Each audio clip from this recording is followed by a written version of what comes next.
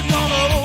With painted heroes shining bright, venturing onward in the endless night. Where the brawn meets the brush, the story's told in the storm imagination mold. With every stroke, the fantasy unfold, these are our soul. Where the brawn meets the brush, the story's told in the storm imagination mold. With every stroke, the fate to light for peace of our souls, our soul.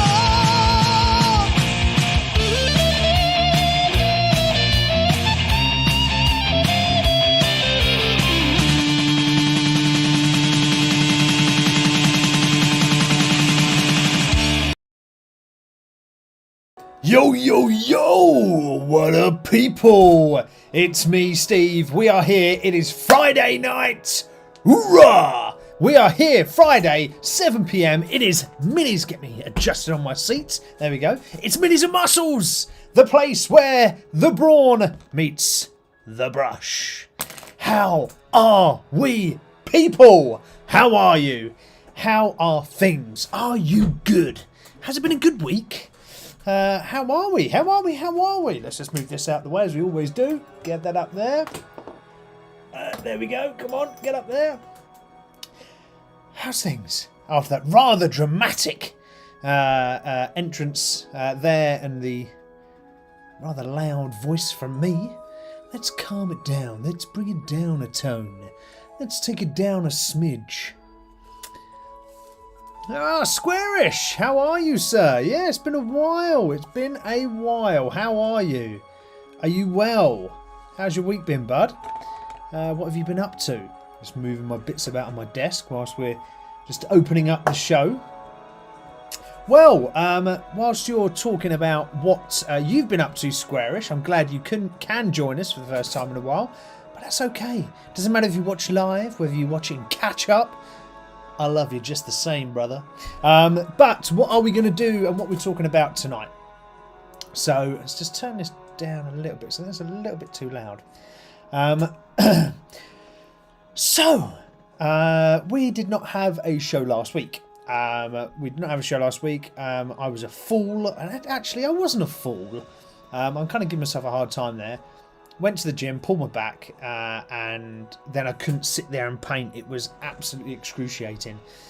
So I chose not to do the show because sitting here for like an hour painting was going to absolutely wreck after 5 minutes or so. So we didn't have a show last week, but we are back on the road with our lives. And this week we have got a corker. As always, we've got a corker. I'm not only going to paint some of our minis that we've been talking about for our diorama, I'm going to delve into some other bits as well. I've got sort of sat here right next to me, so we're going to jump into that. Squarish is what is saying in chat. He's saying it's not too bad a week. Busy with work and filming stuff. Well, I'm glad that you've had a good week, even if it has been busy. I too have been very busy. Even today, I was sort of, even whilst I was in a taxi from one place to another, I was still like laptop open, tapping away. So it's been a rather busy week for me as well. But that's okay. We're here now. It's Friday. It's the weekend. We can kind of relax. We will, of course, have adulting jobs to do, as no doubt everyone has.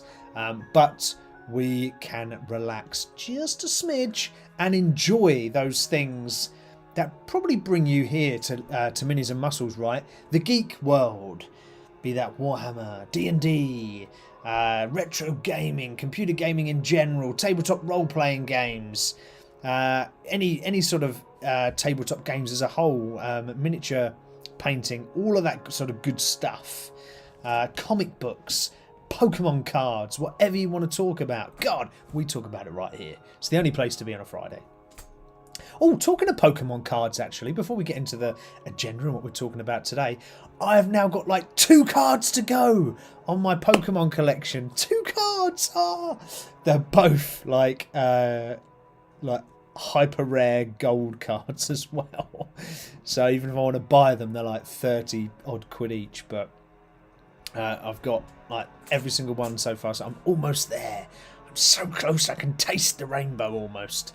But what do we have coming up for tonight's show? What do we have going on? The agenda for this evening is going to be a bit about retro gaming, really, because I found an absolute corker of a game.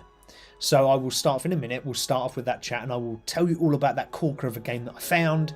And then we'll sort of spin into retro gaming and what you guys like, because I want to hear from you what you guys love to play, love to talk about, love to collect the merch on. So that's what I'd really like to hear. And when I'm talking retro, I'm meaning sort of it's got to be pre-2005, and it's got to be 20 years old to be retro, surely. I mean, that's probably not the dictionary definition, but I'm going with like pre-2005 kind of era. Yeah, so that's the kind of vibes we're going for. So have a little think about what your favourites are, and then we'll chat about them shortly. I've just realised this is really off-centre, so it should be like there, shouldn't it? So let's just move that there. That's kind of putting me off. What else are we going to talk about on this show? So retro gaming. So like some of the best games that I think have ever come out, and that's inspired because I found a new retro game to play, and I will share that with you in a bit. In the muscle moment, we're going to talk about gym choices and what kind of... I went rather high with that. Gym choices. We're going to talk about lots of different gyms, the styles of gyms, type of places that are available to you to go to keep fit, and what would be best for you, or what's cool and what's good, what's not. So we'll talk about that. In today's painting, as I said a minute ago, we have got our diorama pieces, but so we can get a bit of extra in there as well. I've also, because I'm running so many different projects at the same time, I've got a load of models that are sort of sat here that need bits finishing on. So I've got some Terminators here that need their bases doing, so I just need to go around on their bases on these guys. I've got some Scouts as well that need doing, and I'll go around there. So I'm just gonna tidy a lot of other models up as well whilst we're here. I might even, because this is how crazy. I've got Space Marines there, right? I've got in this little box, I've got some Eldar, so I've got these guys. I want to sort of finish the... I don't know if you can see those.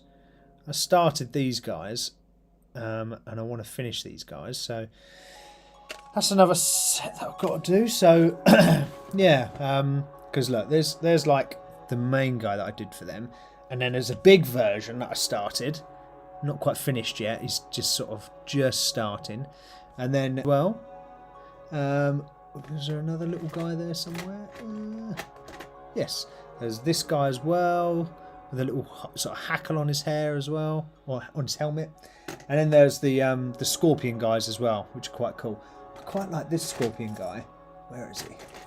Where are you, Mr. Scorpion guy? This guy, because he's got like a claw hand. You see that? It's pretty cool.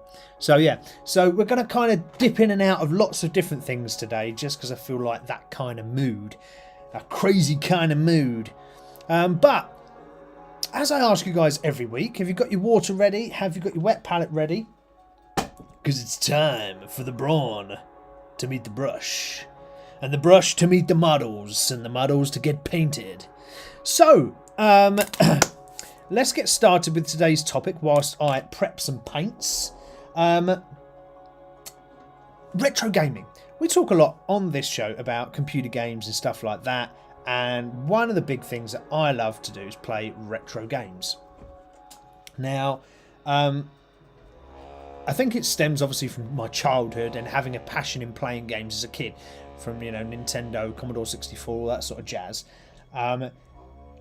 So I just love that nostalgia feeling, and nothing can beat a good old-fashioned style game.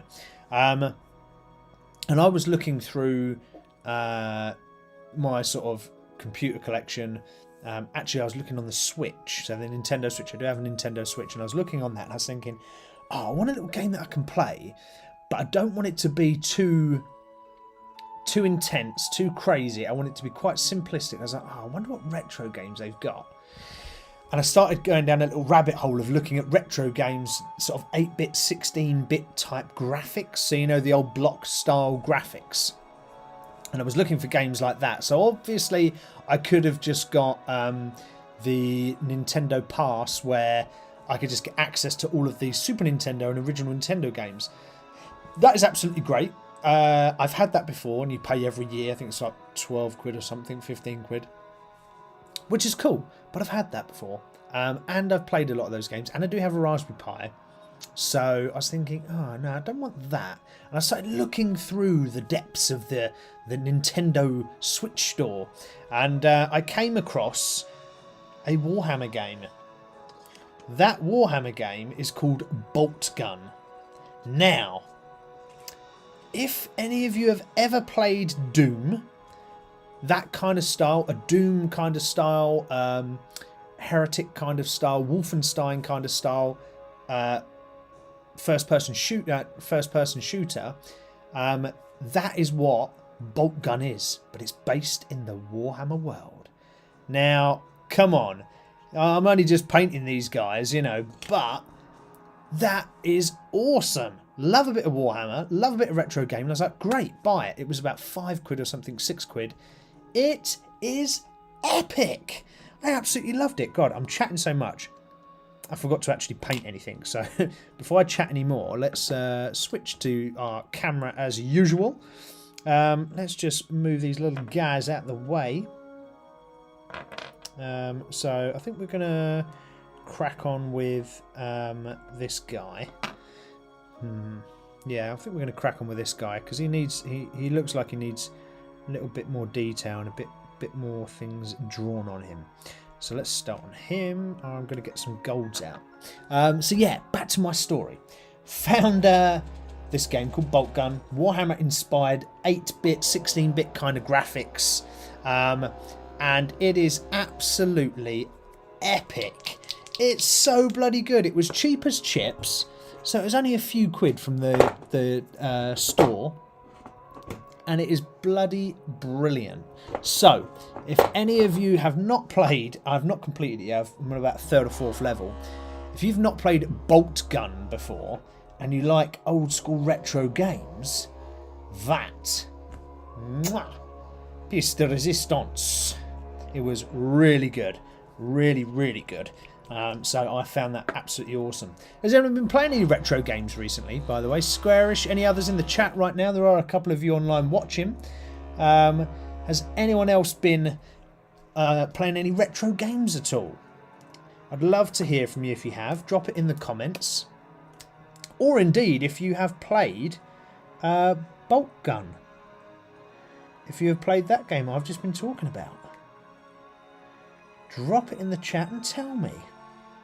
And always tell me how your week has been, because we kind of started off the show quite quickly. I got carried away and got all excited, and then I haven't asked you guys how your week has been. How has it been, guys? Come on, tell Uncle Steve, how's your week been? What's been going on? Are things okay? Are things all right? Hopefully they are. So all I'm doing now is getting a couple of sort of metallic-y colours out. I'm getting out like these two colours here. I've got Screaming Bell, sort of, it's like a brassy kind of colour. And then I've got Retributor Armour from a gold.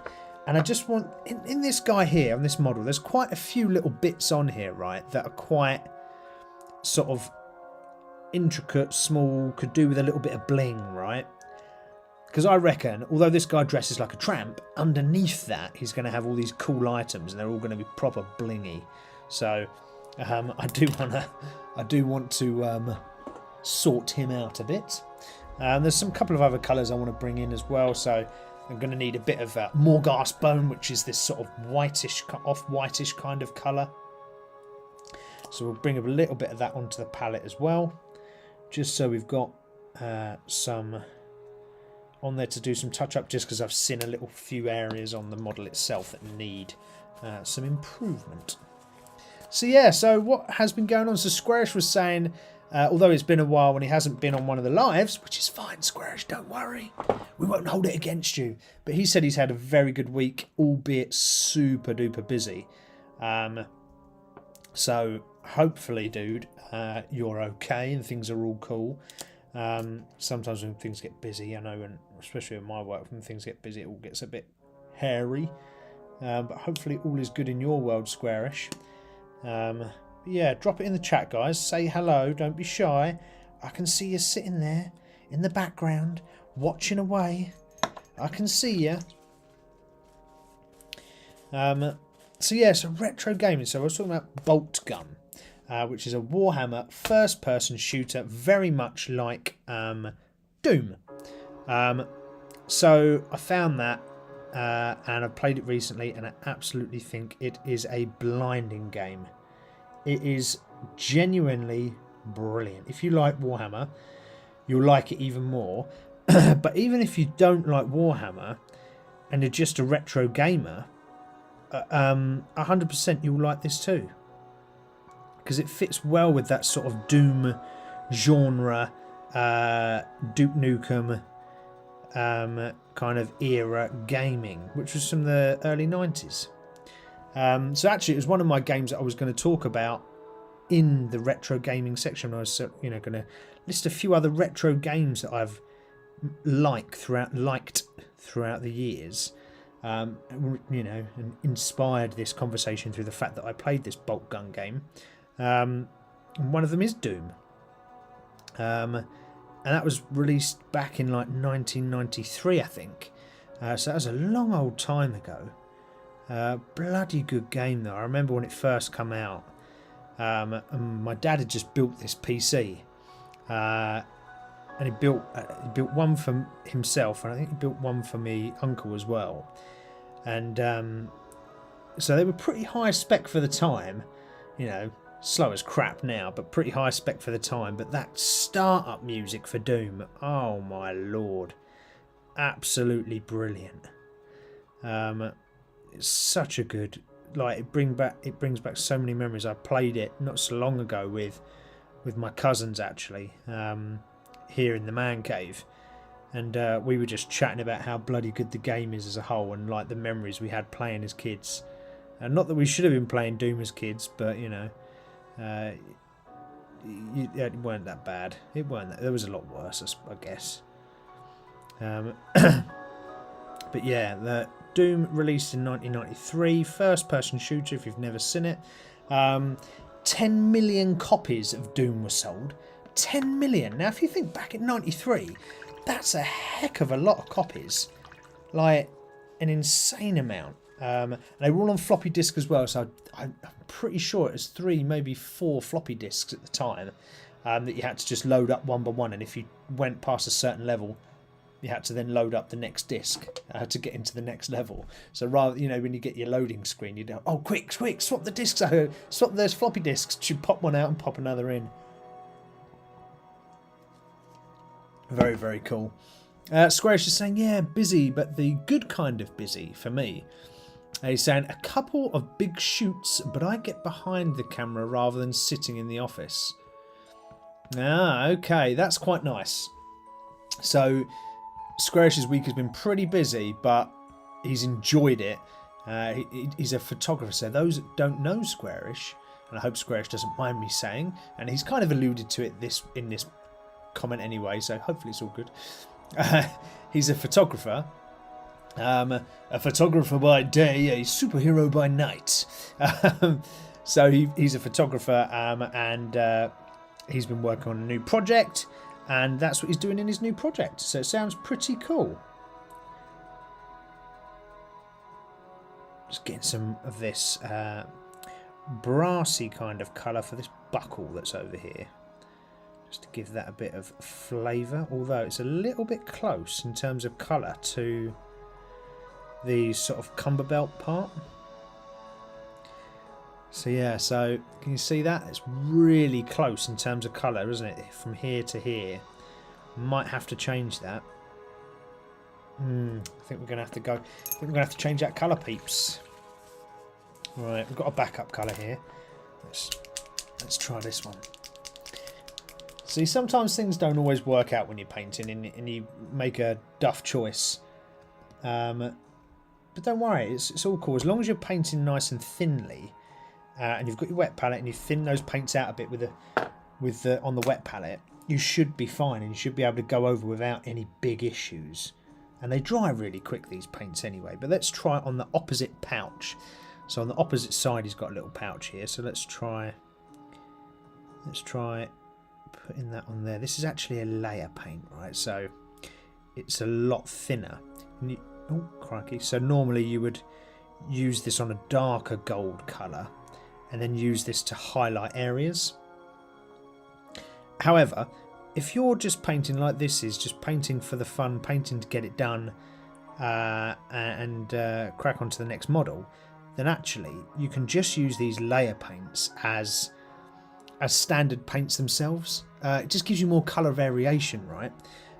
Because you don't always want to sit there and do a million different layers just to get the look right, or just to get that, you know, nigh on real type feel.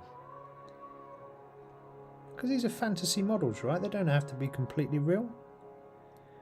Just go crazy, man. Just go crazy. I might have to get some silver in here as well. So it's all little details on this guy, isn't it? He's got lots of really cool bits on him, but all very, very small now. Yeah, see now the gold I've chosen is too close to the side pouch bits. Okay, well that's alright. We can think about that as we go. There's one part actually that I do want to do is just as this hood comes up here, you've got just in between there a tiny little sort of bandana. I'm just trying to think what that should be. Oh crikey, possibly white or maybe red. No, possibly a white colour. Let's try the white colour. But yeah, back to our conversation on retro games. As always, I get distracted very, very easy. Yeah, we were talking about Doom, released in '93, 10 million copies sold, came on floppy disk. Absolutely awesome. It sort of revolutionised first-person shooters when that came out. It was the dog's donuts, and nothing beat it. And even to this day, you can still get, if you've never played the original Doom, you can still get a hell of a lot of hours out of that game playing it on a modern console. It's still a really good blast, and it's got an absolutely frantic multiplayer version. The new one has, not the original, the new one, and it's absolutely nuts. It's like the speed of the game is so fast. I might have to put my little geek glasses on here. The speed of the game is super fast, super frantic, as you know, you're trying to kill other players and not get killed by, just adjust these, not get killed by the enemy. Oh crikey, why I can't seem to, what's going on here? That's better. That's better, that's why. Had it at a slightly funky angle. Oh no.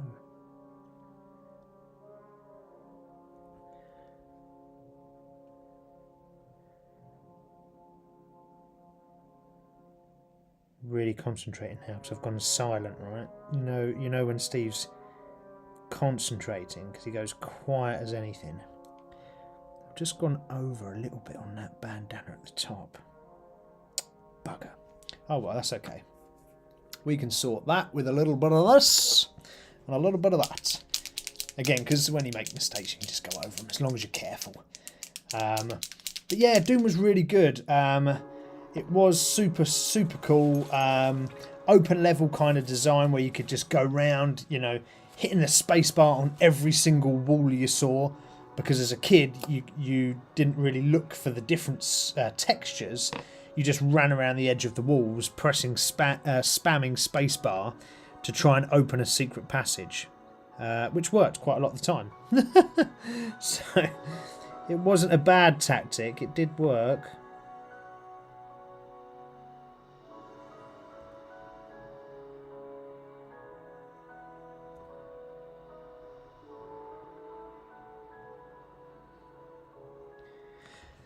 now. Yeah, it's very good. Bad points. I don't know. Because the music was so iconic, I really liked it back in the day. But playing it now, I think it could come across as a very repetitive kind of game if you're playing it. So just watch out for that if you do decide to pick it up. It's still a banging game, so don't be put off by me saying it's repetitive. I'm being sort of hypercritical here. I really liked it. Didn't find it repetitive because of the music, because the music does change, and you get a few different enemies that pop up, but by a couple of levels in, you've found the majority of the enemies anyway, so they don't really change that much. But it's still a cool game, and I think by about the 3rd level or 4th level or so, you've got all the weapons as well. So if you find them all, so was it difficult? Yeah, especially on some of the harder levels. So some of the real tough levels that you want to go in and play later on, they are really ninja hard. Yeah, I did find them. I don't know. Maybe I wouldn't find them as hard now if I went back to play them. Don't know. Maybe I'd have to go back and play them those end levels again. But if anyone's played Doom recently, stick it in the chat. Best retro games Optimus D remembers is best retro game I remember: A Golden Axe and Double Dragon. Oh my lord, Double Dragon was my favourite on the NES. So I had Double Dragon 1 and my cousins had Double Dragon 2. So I used to do a lot of gaming with my cousins. Yeah, I had 1 and they had 2. Oh man, like we even played it again recently when they came over here. We all gamed as adults, and geez, it was bloody brilliant. It was so good. That game, absolute legendary game. I cannot say anything bad about Double Dragon. Absolutely loved it. So yeah, that was a really good retro game. Great shout, Optimus. Yeah, I loved that game. I was trying not to talk about it because I have spoken about it before. About my love for Double Dragon. Because it is a cool game, right? So yeah, it can't be avoided. It can't be sort of downplayed or forgotten about. It's just too damn good.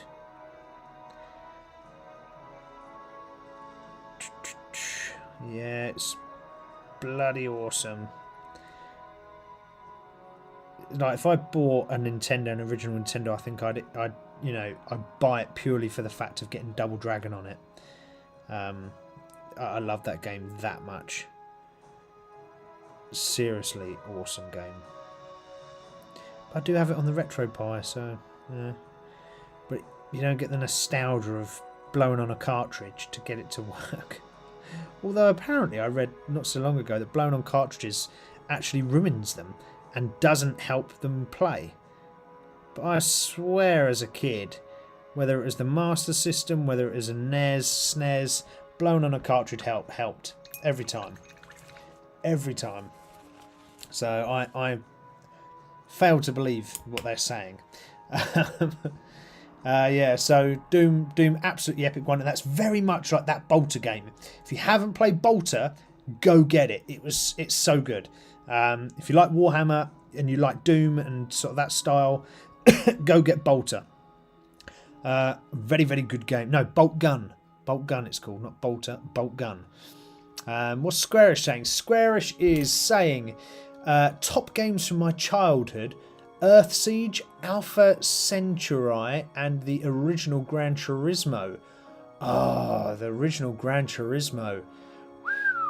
So I went back and played the original Gran Turismo because, do you ever get this right? When you're playing games as a kid and you're you're remembering them now as an adult, I remember Gran Turismo being something freaking else. It was amazing. Like, seriously, out of this world, elitist game that I couldn't wrap my little brain around. It was so good. But I went back and played it, and the graphics were naff. But I don't remember them being that bad. I remember the graphics on Gran Turismo 1 being absolutely insane. So I think our memory likes to play tricks on us, where we have, you know, this fond liking for a computer game or whatever. You know, it does love to play tricks on us. I'm just doing a bit of touch up around the top of his cape, just because there's a little bit missing, so I just want to fill that rather than leave it as blank. Just on the underside of the cape here, or of the hood. So I just want to fill that. Yeah, but do you ever have that? Where have you gone back? Has anyone else here done what I've done? Gone back and played a video game and then been like, holy shit, this is pants. Why did I even like this game? But you remember it crystal clear being absolutely epic. Anyone else? Or is that, or is it just me that has that? That remembers these games as something, you know, pure genius, but actually it was a load of tonk. So tell me, did you find that as well? Square is saying, I still remember having to pass all the tests to be able to race. Oh my lord. Wasn't that good? All your driving tests. So yeah, you had your C licence, B licence, A licence, and then special licence, wasn't it? Oh man, yeah, and you had to qualify on certain things like laps and then brake tests and beat the ghost car and all that sort of jazz. Yeah, that was a great game, that. And that was, again, much like Doom was revolutionary to first-person shooters, Gran Turismo, I think, was revolutionary to car games. Now, there were some great car games before then. So there were, you know... Sorry, I'm just doing it eye. There was games like Sega Rally, for example. Sega Rally was, you know, out of this world in terms of a rally game, but there's just something about Gran Turismo. It kind of encaptured it all.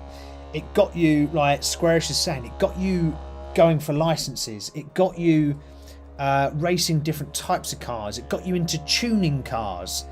It really sort of ticked all the boxes. You know, Sega Rally was out and out racing. This had everything, you know, even through to, like, you know, fine tuning your suspension, which none of us as a kid knew how to do. You know, unless someone had a dad that would sit there and tell them how to do it properly. But we were all tinkering around, making these cars hop around a racetrack because the suspension was all dodgy. But it was still bloody brilliant. I might have to go to a smaller paintbrush. Kind of using a biggie there, just for this tiny little detail. But yeah, it was such a good game. So that's a great shout. Great shout, Squarish. What else is saying? It's a mixture of memory filling things in and equating it to what we're used to now. Yeah, that's true. And also playing retro games, they are best done on an old CRT screen. Modern screens don't work the same way. Yes, agreed. Yeah, so if you go back and play, if you're playing on an old format system, definitely use an old CRT screen. If you're playing it, like, I don't know, on the Switch, for example, like I play some of the retro games that are remade for the Switch, that's absolutely fine. They tend to work okay, but some of them do still look better on CRT screen. But yeah, you're right. I think it's just us remembering it and having this fond love for it. Squash saying, I remember the game manual having a scratch and sniff page which smelt like burning rubber. Did it? Oh man, I missed that. I didn't see that. Oh, I feel like I've been robbed. I don't remember a scratch and sniff page. That's bloody genius. I don't remember that, but I mean, I'm not doubting it, by the way, Squarish, by any means of the imagination.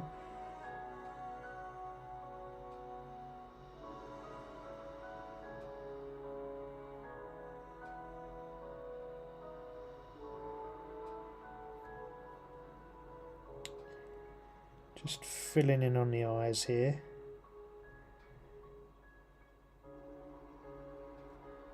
Just because there's a little bit that I went over and weren't too happy about. So I'm just trying to rectify that. Yeah, he's got a bit wonky eyes, but that's alright. We can deal with that. I'm not going to have too much of a heart attack on this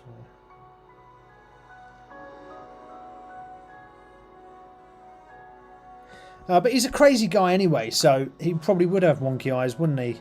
He'd be like this sort of weird old sort of jewel trader, seller type, dodgy man, you know, a bit like a sort of looky man that you had in the nightclubs in the 90s and the early 2000s, you know, that would spray you a load of cheap aftershave, knockoff aftershave onto you and tell you that the ladies will love you if you did. That kind of guy. This is the sort of D&D equivalent, right? That's how I'm seeing him anyway. Yeah, so what are the retro games? Because I've only spoke about one so far after my excitement around Bolt Gun that I played on the Switch, which sort of inspired me to talk about a few retro games, and Doom was one of them. What else? And we spoke about one of the games that Squarish likes, that being Gran Turismo, which was an epic shout. That was very, very good. When was that released? Was that 96? I want to say 96.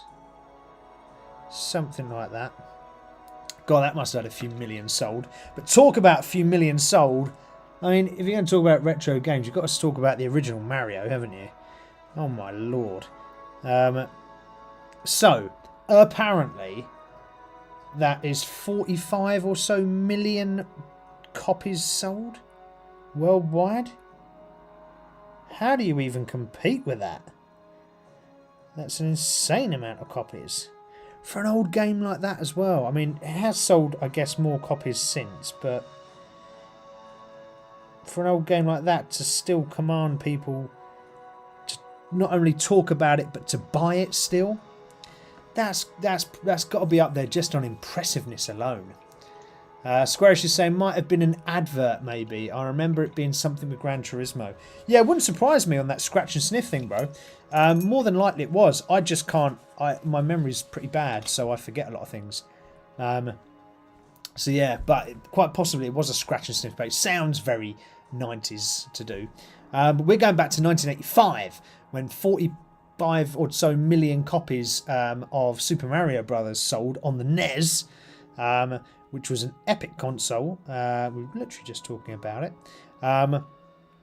It was the sort of iconic platform and set the tone for years to come on what platformers should aspire to be and how they should look and feel, right? So it was a pretty awesome time in 1985 to get one of those if you could. And it was bloody brilliant even into the 90s. Mario 1 was still amazing. You know, you can't complain about Mario 1. I don't think there is a person on the planet Earth that would complain. Right, I just need to put my glasses down again just to get this line on right, because there's a little line on the back of here that looks like a sort of arty kind of drawing, and what I want to do is put a really sort of bold contrasting colour against this. So you've kind of got this leather sort of film vibe, but I really wanted to put a boldy colour along here, so I've gone with this sort of purple.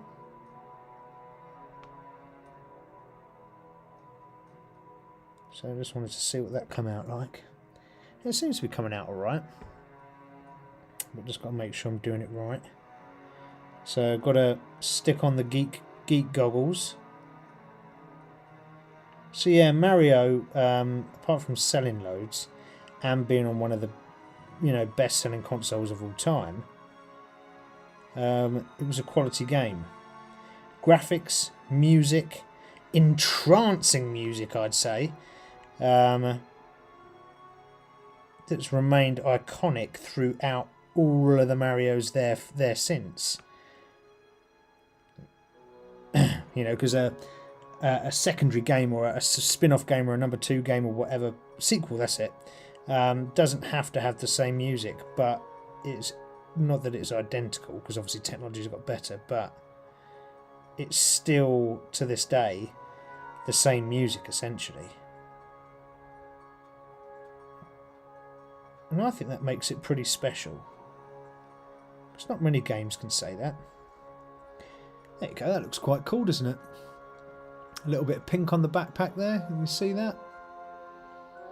Just for that, like, eye symbol. Okay. Righty, what else here have we got? Just trying to see what else we've got on his waist there. Just to see if there's any other colours we can sort of bang in there, just to see what it turns out like. Maybe a bit of red.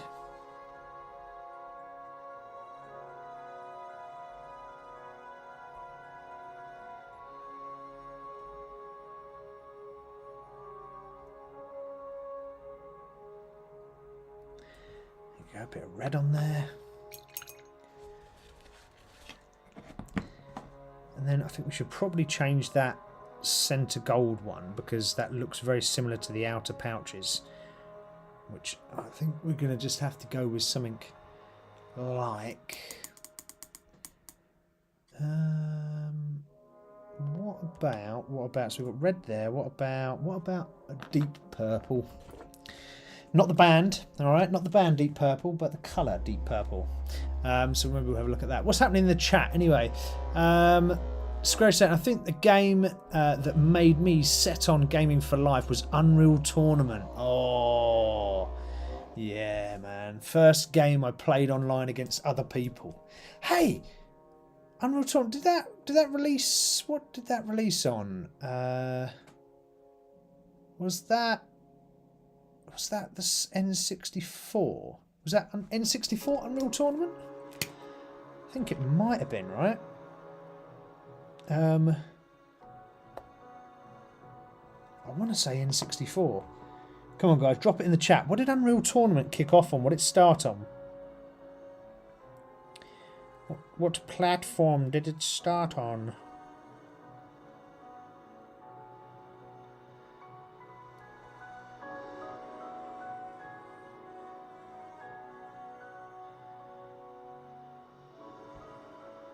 Just giving that a quick colour in, just to change the colour, because it looked too similar to other things that were around it. So I think for now this guy's actually all right. I don't think I want to put too much else into him. Just checking what else is around him. I could probably put a bit of gold onto that coin, whatever that is, a bit of metal on his back. Squash is saying he's not sure if it's N64. Played it on the PC. Trying to remember. Anyone else remember? I cannot remember for the life of me. Unreal Tournament. What that started on. Alright, I'm going to have to Google it, aren't I? I'm going to have to Google it, guys, whilst we're here. Alright, let's have a look. Unreal Tournament.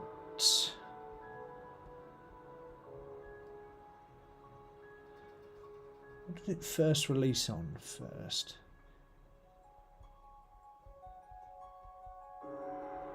Released 1999 was the date it first released. Oh, PlayStation 2. Was it PlayStation 2? Oh, for Windows and then PlayStation 2, then Dreamcast. Right, okay. So yeah, you were right, Squarish. It was the PC first, and then after that it was PlayStation 2. Yeah. But that was a quality game. Again, very Doom style though, right? If Doom hadn't done what it had done, Unreal Tournament, I don't think, would have ever been about. You know, don't shoot the messenger about that. That's what I think. Yeah. What about, let's switch from shooters and let's go across to, Optimus mentioned some fighting games. So Golden Axe, it's more of a side scroller, but Double Dragon, side scroller fighting. How about Street Fighter 2? Right? Nobody ever remembers Street Fighter, but Street Fighter 2, everybody remembers Street Fighter 2. It was absolutely huge. 1991, I want to say 91. I think roughly. as we swap out our models and swap our hobo for our orc lady. She's quite a simplistic model, and I think she might actually be alright and finished. Yeah, she's all good. Oh, I guess actually we could do the braces a bit more, couldn't we? Yes, we'll do the braces. Yeah, so Street Fighter 2. Who remembers Street Fighter 2? Who doesn't remember Street Fighter 2? If you don't remember it, God, where were you? It was like the game in terms of beat 'em up. So when that first came out, I remember going to, I think it was Curry's or PC World or something like that with my dad. Was it that? Or was it Rumbelows? I can't remember what it was, but it was one of those older stores. And I remember going in there with my dad, and he got lost looking for something, and I wandered over to the stand where they had Street Fighter 2 on the SNES, released on the SNES, there to play. And it was like, you didn't really find that back in the day often. So this was quite a big thing. And I was like, oh my God, Street Fighter 2, brilliant. I'm going to play this. And I stood there playing it the whole time. I almost completed Street Fighter 2. I can't remember what character. It might have been right. I think it might have been Ryu, actually, to be fair. So I almost completed the whole game whilst waiting for my dad. So yeah, that was an absolutely epic game. Moments in that, like having to kickbox the car. Do you remember that? You're having to kickbox the car to smash it to pieces. It's like one of the mini challenges within the game itself. Absolutely brilliant. It was released in the arcade and it released on the SNES originally, and then it obviously went to others as well, other platforms. So good points. Pretty much pioneered fighting games, I would say. I mean, anyone putting a good argument across, I'm open to all ears open to listen. But I would say Street Fighter 2 pretty much pioneered fighting games as a whole. You know, a bit like Doom, you wouldn't have fighting games if it weren't for Street Fighter. And it sort of it brought together quality graphics, because at the time, remember, graphic computing power wasn't very high at all, right? So it brought together a good standard of graphics with interesting gameplay, quality music, and that sort of fast-paced action that you hadn't really seen up until that point. You didn't really get that in computer games of that era, like that fast-paced sort of frantic button-bashing atmosphere.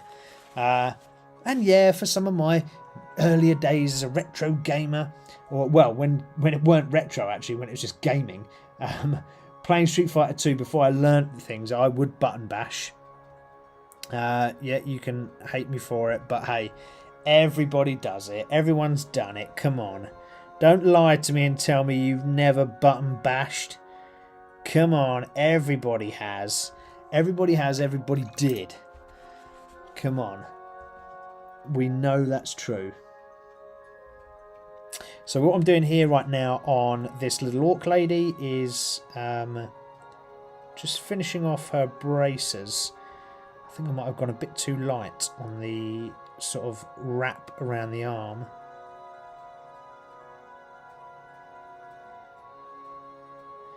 I might have to put some wash or something over this to darken it a bit, or contrast of some sort, because this is sort of way too clean. Not that the model is a dirty model, I haven't put her in mud, but the colour is too clean, as it just looks too bright. So we're going to have to bring that tone down a bit, and we'll grab a contrast and whack that around it. And because it's because of where it is as well, I think a contrast will look probably quite good. So it'll get into all the little nooks and cracks. Yes. But yeah, Street Fighter 2, absolutely epic game. And like I said, a revolutionising game for that genre, methinks. But there was other fighting games out there as well that were pretty good. But Street Fighter 2 is the one. If there was any one game to mention in the fighting arena. God, I remember some really bad ones. Do you remember Clay Fighters? God, anyone remember that one? That was awful. I mean, sorry if anyone that played Clay Fighters and enjoyed it. God, that was a shocking game. Another NES game. But, oh no, SNES, sorry, SNES. But it was a sugar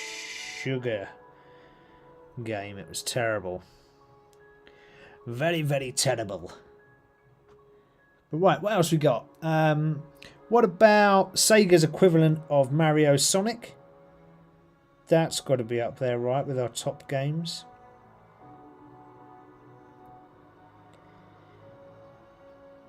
It was just as epic as Mario, I think, and it was just slightly faster gameplay because Sonic moved a lot quicker. It just felt like the game went by so fast. Probably hence why I liked Mario, because it felt slow, and I'm slow. But it was still good though. It was still very, very good, Sonic and Mario. They were still both quality. But I think Sonic had some more interesting levels, I'd say. They sort of became a little bit sort of batshit crazy in some of them. Especially when you're starting to go... I can't remember what the bloody level is.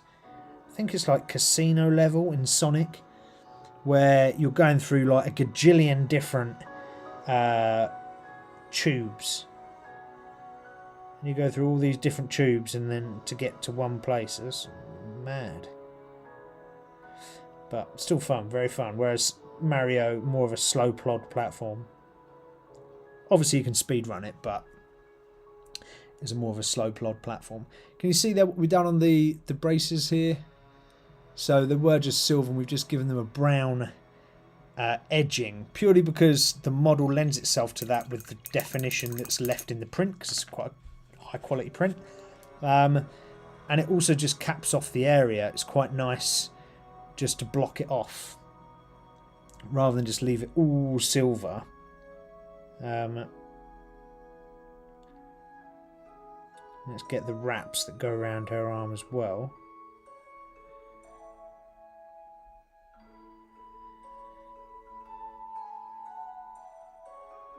Oh, bugger. Oh, bugger.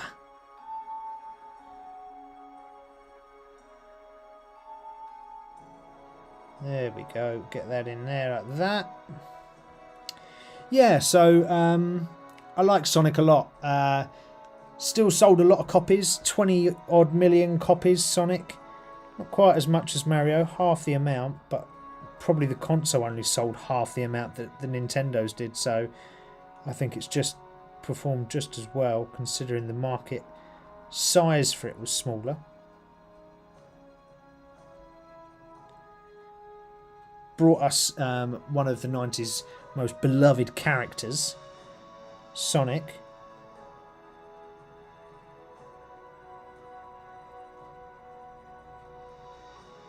Although I haven't seen any of the new Sonic movies. Anyone seen the new Sonic movies? Don't know if they're any good, the old Jim Carrey ones.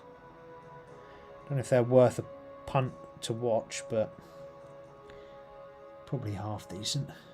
Yeah, it's a high speed, iconic character. It was quite frustrating, I thought, Again, this is just me, but I thought sometimes Sonic could get quite frustrating because it was quite precise. Mario afforded you a lot of error room. Sonic, not so much. You really had to be precise in what you were doing with Sonic. And like half the time, that's why I got really sick of it, because I couldn't do it as well.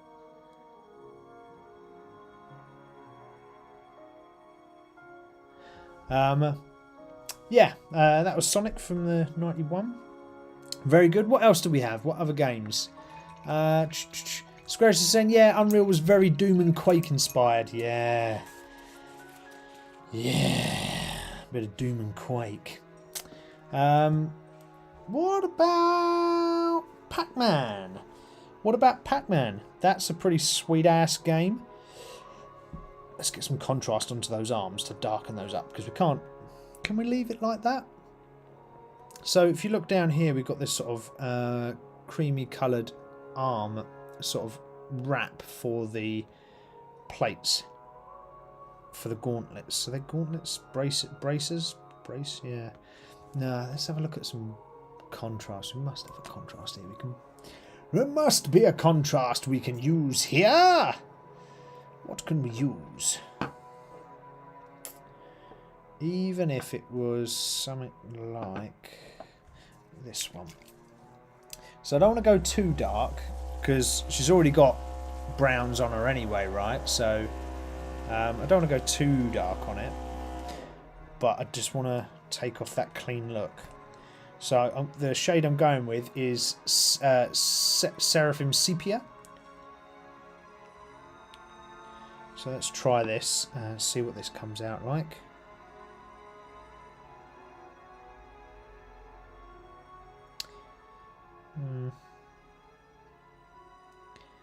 No, I'm not so sure now. I've just put it on. But that's alright. Slap it on there. What's quite nice about shades is if you ever miss a little bit or you cock something up somewhere, the shade kind of hides it, which is always handy.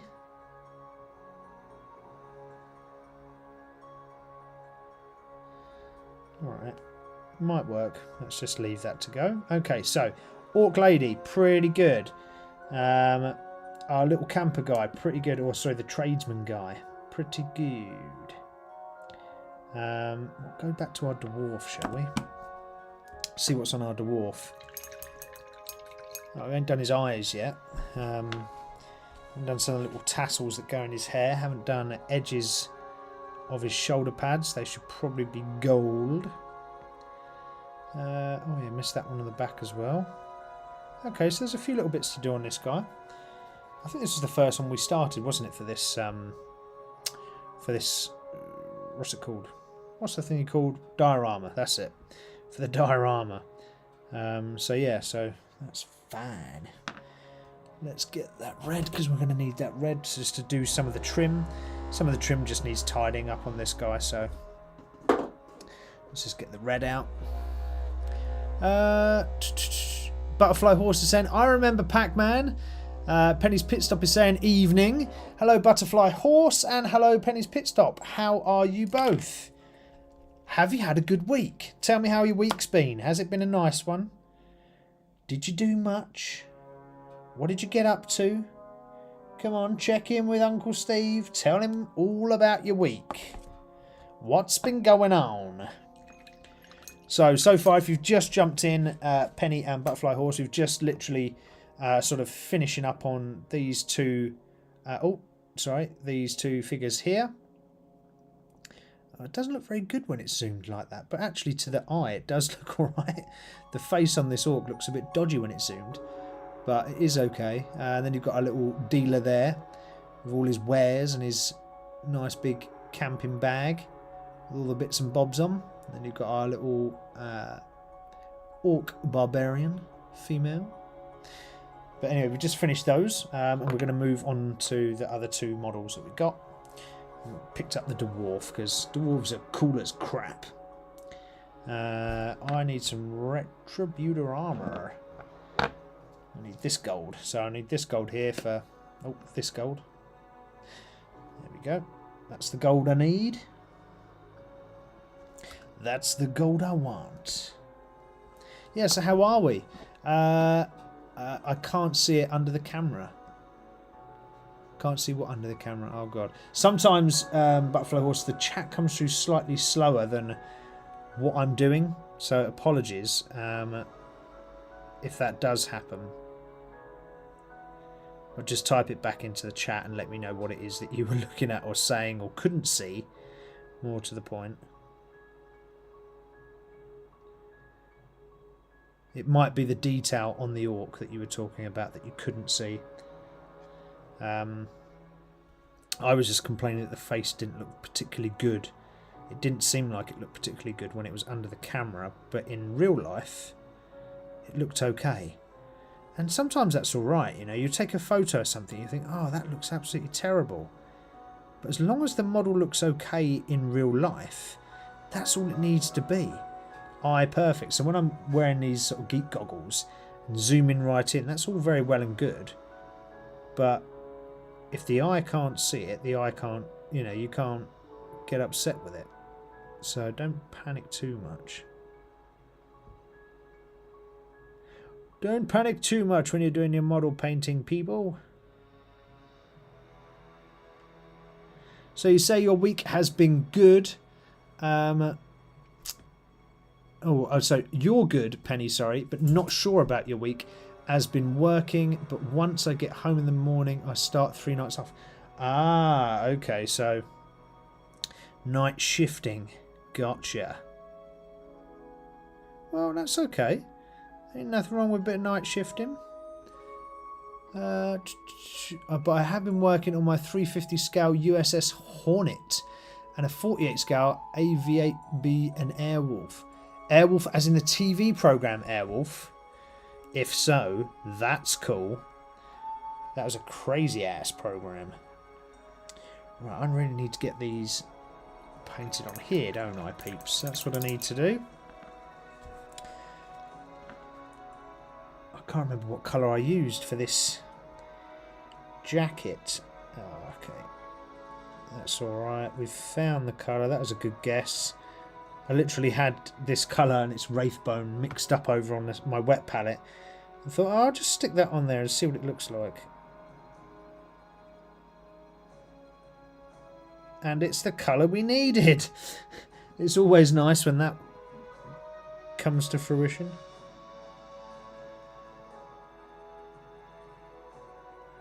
All I'm doing now, though, is just going around the edge, because when I first did this model, actually, it was sort of a quick slapdash. First one, like, let's get some paint on. And we haven't been back to the dwarf since, actually. So, sorry, Mr. Dwarf. It's my favourite race in D&D.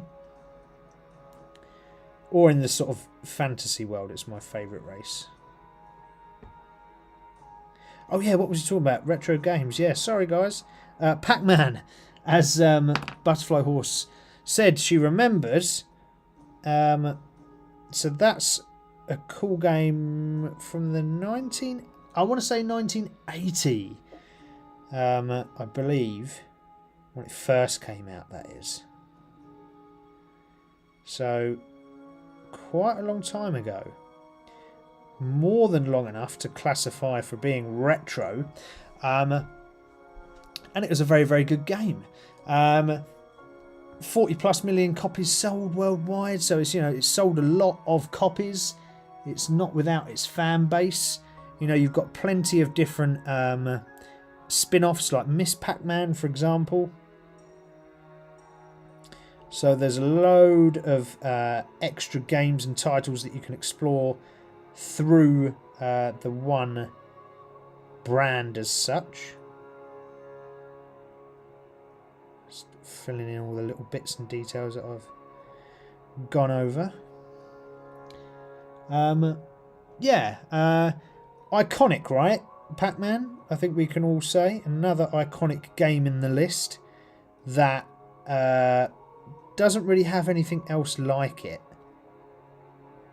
in the way it operates and how it works.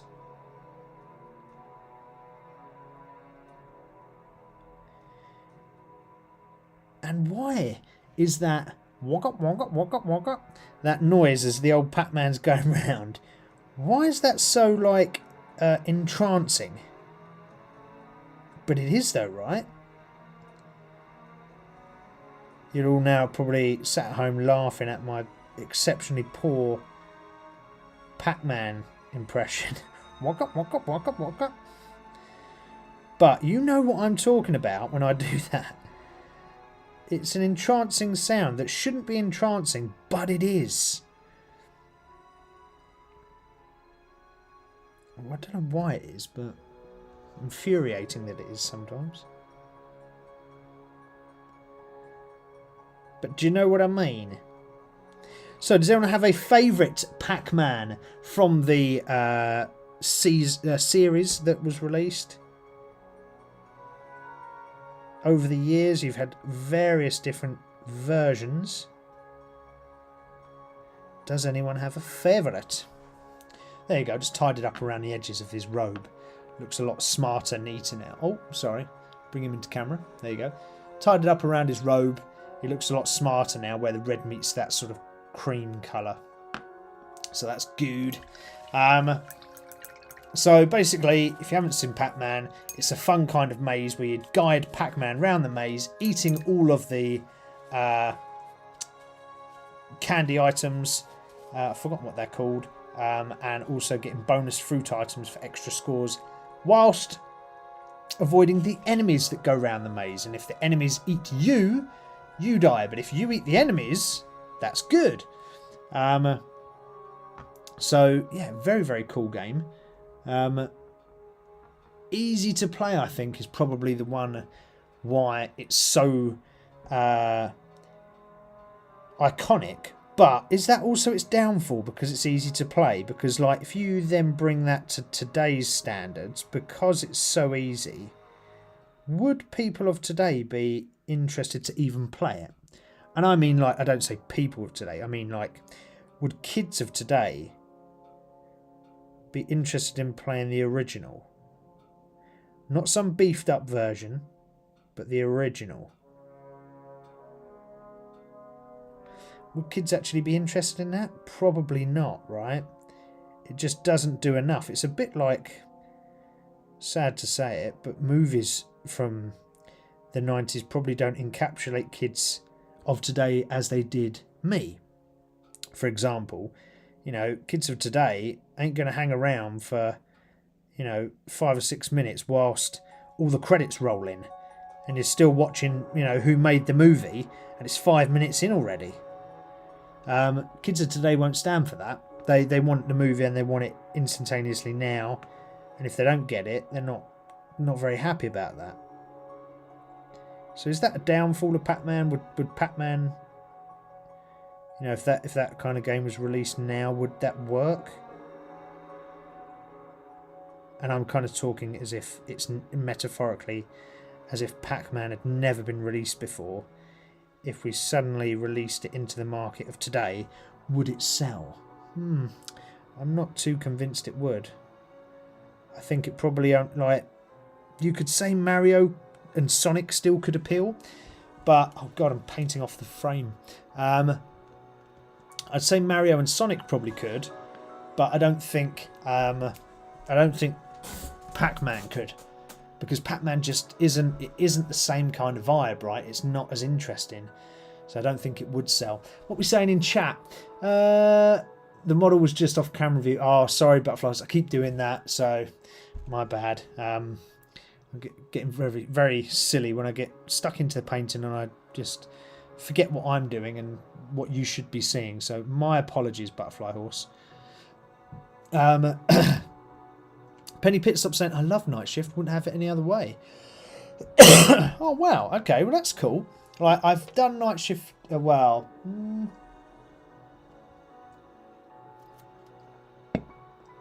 No, I haven't done a proper night shift, apart from being in the army doing a night shift. But that's a bit different. That's not like a night shift working as a bus driver or working as in a Tesco's 24-hour. I haven't done that kind of night shift. I have worked during the night. So let's just tidy up this trim on this side, or add the colour first. I mean, we'll tidy it as a secondary. We'll get the colour in there first. So this gold is meant to be, again, kind of being a bit naughty. It's meant to be a layer gold. So it's meant to highlight other golds. But I'm just using it as its own colour, really. And I'll have to do a second layer of it because it's a lot thinner than a normal paint or a normal metallic paint. But that's fine. You know, it just gives me another colour to use. So otherwise you can fast run out of colours. It gets a little boring using the same colour all the time.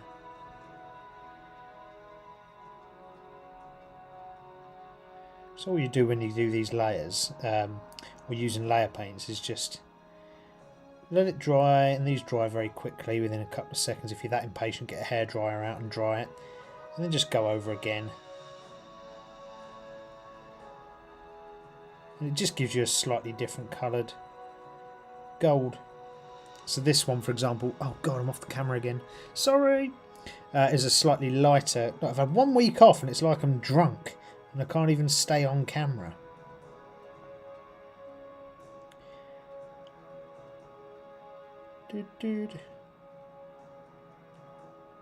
Yeah, so Pac-Man is a pretty cool one. I like Pac-Man.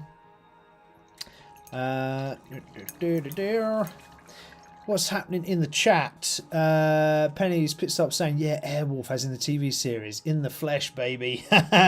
Yeah, nice, man. Oh, that's a great TV series. All that sort of era TV series I like. So whether it's A-Team or whether it's Knight Rider, Teen Wolf, you know, all that sort. Teen Wolf was a movie though, wasn't it, actually? But you know, same thing. Yeah, very good.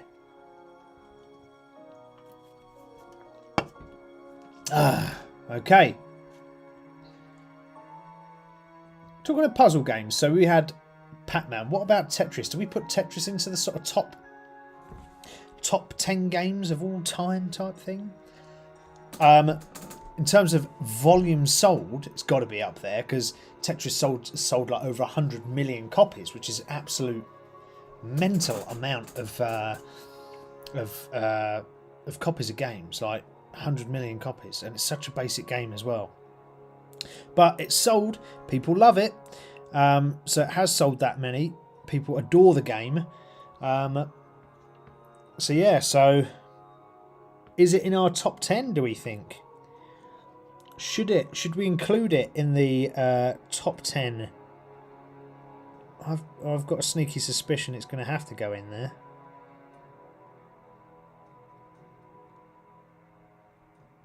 So it kind of was a bit another groundbreaking game for puzzles, right? And that infectious music that once you've heard, you cannot get out of your head. And it doesn't matter who you are, you're never going to forget that. I've forgotten what brass we used on that front of that. I think it might be this one. Yeah, so you're never going to forget the old Tetris music. That's bloody banging. I have to do our muscle moment in a minute, actually, before I forget, before it gets too late. I do that every week. Forget to do my old muscle moment.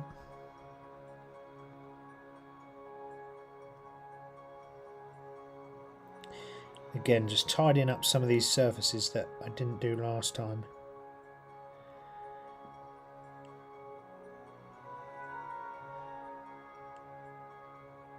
Just going around the edges.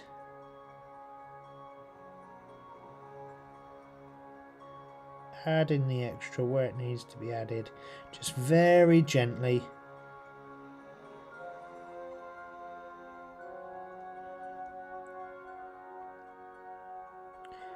Very gently, just running the brush over. Don't need to go too crazy.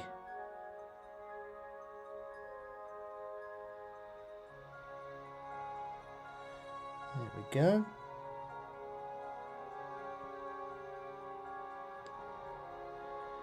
Nice, nice, nice. And then we need the red.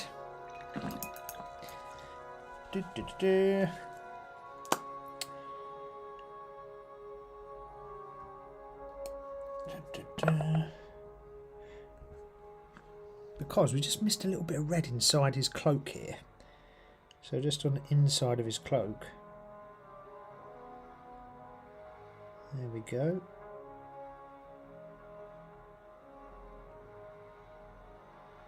There we are. Nice. And that side.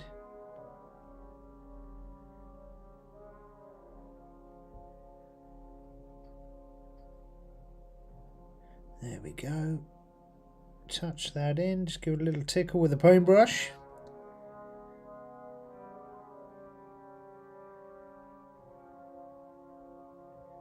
There's quite a few little bits actually I missed with the red.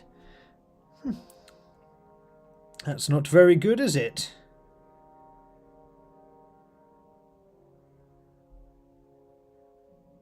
It's okay, it's okay, it's okay. Alright. Oh, it's not as bad as what I thought, actually. I thought it was a lot worse than that, but it's not. It's alright. Crisis averted, people. Don't worry. Don't worry, don't worry. We're alright. Here we go. Stick that in there like that. Lovely.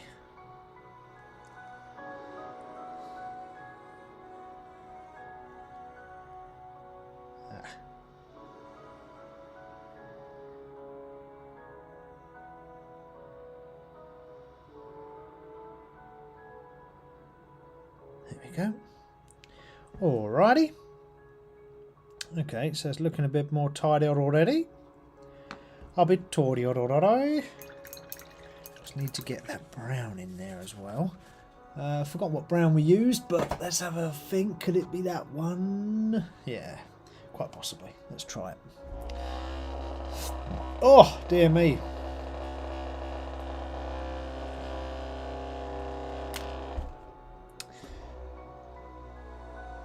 There we go. Right. Okay, let's mix. Let's take this off. And let's swap our cameras to that. Adjust the googles. So, we would not be the place where the brawn meets the brush if we did not talk a little bit about fitness. As some of you may or may not know, I've done many years in the fitness world. From being in the military as a physical training instructor, doing lots of different sports and activities, be that Ironman triathlons, be that cycling competitions, be that cross-country running, and more so now in the gym, pumping weights. So I've done lots and lots of different fitness over the years. So we always try to throw in a little bit, because here on Minis-N-Muscles we're about expanding the mind, which is about the minis and painting and having that sort of escapism, and then also the body, actually, and the mind as well, because fitness helps the mind. It does help clear the mind and de-stress, but it also helps the body and keep you nice and fit and looking lovely. So the thing that we wanted to talk about this week for looking lovely is about gym options and what gym is best for y'all. Well, sir, I shall tell you what gym is best for you. No, I'm not going to tell you what gym is best for you, because ultimately it's very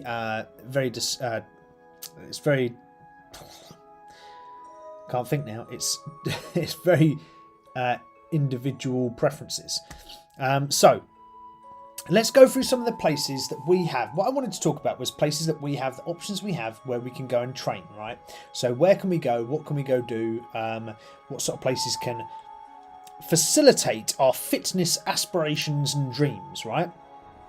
Well, actually, what I'd like you guys to do in the chat is jump on into the conversation and type in away and tell me what kind of gyms that you go to, what kind of fitness classes you do, or what kind of fitness environments that you like to work out in whilst I go through this. So the first one we have is mainstream gyms. So this is like your Pure Gyms, LA Fitness, you know, those kind of Nuffield Health gyms, all of those sort of places. That's the first one I wanted to cover off, where you can go to keep fit. Pros of this: access. These kind of gyms, these mainstream gyms, are absolutely everywhere. So anywhere you go in the UK, you will always find a bloody Ballantyne's or a LA Fitness or whatever it is. You will find them all over the shop, absolutely everywhere. So this means they're highly accessible. 9 times out of 10, it also means they've got lots of offers on. So things like big marketing campaigns where they are offering, I don't know, 2 memberships for the price of 1, or 50% off for 6 months, or whatever it is. You will always find this with these sort of mainstream type gyms. Often with a mainstream type gym, you get also the benefit of gym equipment and then classes. Quite often they merge the two, so you've got the option to either attend some classes in the gym or go and use the equipment solely. That's it. So you have those 2 options to do those 2 things. This is really good because getting into fitness sometimes can be quite hard, so you want the easiest transition into that. What that could be is going to some form of class where someone like me will sit there and go, right, this is what you're going to do, go and do this, blah blah blah blah blah blah, and they will instruct you and they will teach you and coach you and critique you to achieve the aim of the class. All right, so you can go there, you don't have to think about anything, you just turn up and you go and do. Whereas as the other side of the gym, which is the equipment side, you know, whether that's barbells or whether that's a multi-gym equipment piece, you go there, you have to think of the exercises, and you go to the machine, set the weights, do this, do that, and you're doing it all yourself. Now that sometimes can be a little bit intimidating for some people, so actually having those classes there can be a nice introductory way to make you feel safer and happier in that environment, so you can go and do more. And generally speaking, memberships of these kind of places are quite affordable. So as I said, they often have special offers on. Quite often they have things like corporate memberships and things like that, which make it cheaper. So they always have these kind of good, easy first steps, I would say, into becoming into the fitness world. Cons, they can feel crowded. So when you go to these sort of places, is it a Pure Gym? I think it's a Pure Gym near me. And I've been there before and it's absolutely hideously busy. So they can feel really crowded. You don't get, you know, you don't get a huge variety of equipment. Some of the gym instructors, because they're big corporate chains, can be pretty crap. So you might go to one lesson and get someone that's really good, and next time you go to a lesson and you get someone that's really bad. So they're kind of hit and miss a little bit. What's Optimus saying here? What's your opinion of women wearing spray-on gym gear? If the guys did that, they'd be thrown out. Optimus, great point, right? I'm just going to break from what we're talking about here to answer your question. So, absolutely, I hate that. I went to a gym when I lived in a different town, and it was a Nuffield Health gym, and I knew the manager there. And I joked to her one day, and because I was doing my workout, right? I couldn't go anywhere else because I was using the cables for, I can't remember, end of the week, tired. I was doing, cable crossovers, that's it. I was doing cable crossovers. I couldn't go anywhere else. I needed the 2 pieces of equipment, like left and right of me, to go, right, okay, I got this here. Like, and I couldn't go anywhere else. This lady was in front of me doing exercise, laying on her back. I could see everything. Like, okay, so I couldn't see everything as in completely, but because of the clothing she was wearing, because it was spray-on and because it was stretch lycra, you could pretty much see through it. You could see everything, right? And if you're 19, that might be great because you might go, cool, look, I can see this or I can see that. But when you're there to work out, actually, it's quite off-putting. So I'm really against women or men wearing those kind of, and it is generally the women that do it, wearing this sort of spray-on type gym clothing. It's not appropriate. You don't require that kind of gym clothing, that kind of clothing in a gym to be able to do what you need to do. I'm massively against it. There's actually a girl I was talking to the other week because there was someone doing something else and I was having an old man rant. And I was sat on the gym, I was on the treadmill and I just turned to her and I said, bloody hell, look at that. And I started going off on one. And it was a similar thing, but she wears, she said she wears, I couldn't see, but she said she wears like the tight gym clothes, but she had a big t-shirt on over the top. Because she was like, I don't need to show anybody anything that's underneath the t-shirt, blah, blah, blah. And I was like, yeah, exactly. So yeah, I'm really against that. Optimus is saying, pure gyms by the Halfords always too busy, equipment no good. Yeah, pure gyms are because they're quite cheap, you see. So you've got to really find the right niche time to go there to get maximum use of it. Anyway, next category. So we talked about mainstream gyms. What about home gyms? Right. Convenient. You can do it at your house. You don't have to walk out of your house. You can just go into your garage or go into your garden or into your front room or your spare bedroom or wherever it is, and you can work out. Once you buy the equipment, it's yours and it's free for life. How good is that? That is a massive bonus. Cost effective and convenient. So I would say they're really good. You don't have to wait for machines, Optimus. It's not like your home gym is going to be really busy apart from you working on it. So you don't have to wait for that. There's no wait times or at all. However, you are going to have limited equipment because you're not going to have all the facilities that a mainstream gym would have. And I would probably guess that the lack of social interaction. I don't go to the gym to talk, but it's quite nice when you see the regular mates you see and you go, oh, hello, mate, you know, blah. And you can have that regular social interaction. That's really helpful and motivating. And the fact that you can go out and get out of your house when it's so convenient, it's in your house. Is that an inconvenience? You make the decision on that, but I think there's probably one of the two. So that's a type that you could go for. What about a CrossFit gym? There are CrossFit style gyms. This is a sort of, CrossFit is a more, people probably hate me for saying this, but it's a bit more of a fad, I think. You know, there's always been that style of high intensity workout, right? It's just now got a name for it, and it's now caught on and everyone says this. They have massive communities though. They're really, really popular and they have lots of competitions around it. So if like that community vibe and that competition is for you, maybe a CrossFit gym is something that you want. However, they are super expensive in terms of membership. From what I've seen, that might not be all, but from what I've seen, super expensive. There are, I would say as well, it could probably be quite overwhelming for someone new. So if you're quite new to going to CrossFit or want to start getting into it and you see all these people doing these wacky moves, it's probably quite intimidating, right? I probably wouldn't be too chuffed about doing it. But that's me. That might not be you. But that's just a possible con. What about hardcore weightlifting gyms? That's the kind of one I prefer at the moment because there's always plenty of kit about. They have all the specialist kit you can think of. They have a huge range of free weights that you can use. It's ideal for certain types of training, for getting bigger and getting stronger, which I would like to do. So I'm trying to do that.